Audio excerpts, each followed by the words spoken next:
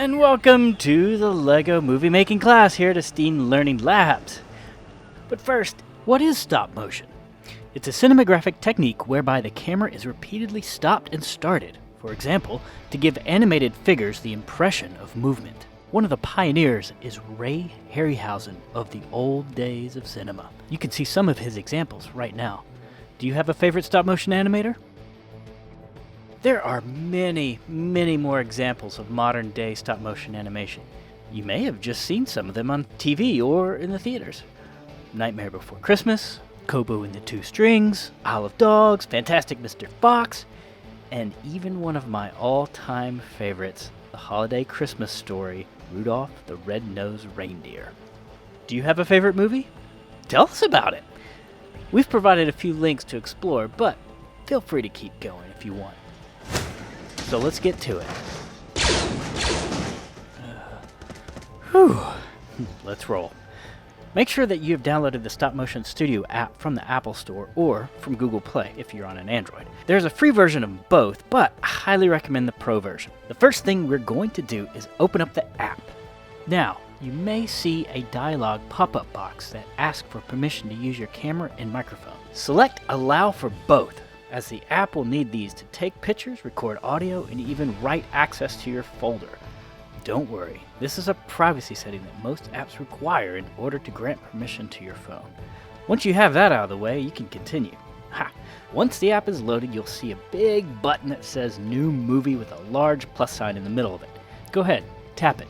Then you'll see a camera icon in the top right. Tap that. Well, let's shoot something. So, find something near you and take a picture by pushing the red button. Move the camera just a little bit and take another. And another. Take a picture. And another. And another. And by now, you may have about 10 pictures. Great. Right below the red button, you'll see a small play button. Okay, let's watch your first film. How did it turn out? Good? Bad? Now, let's make a brick move. Take a small Lego piece of your choice and place it in front of the camera. Now, set the camera up in a way so that it does not move.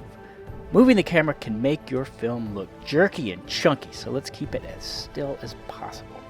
Now, let's plan out what we're going to do. Let's make our Lego piece go in a medium-sized circle. Maybe imagine that it is circling something the size of your hand, or maybe even a large apple. Can you visualize it? Imagine how it will travel around that apple. And how will it end up? Now, let's make it move. Once you have your camera in place and the Lego nicely framed, take a picture.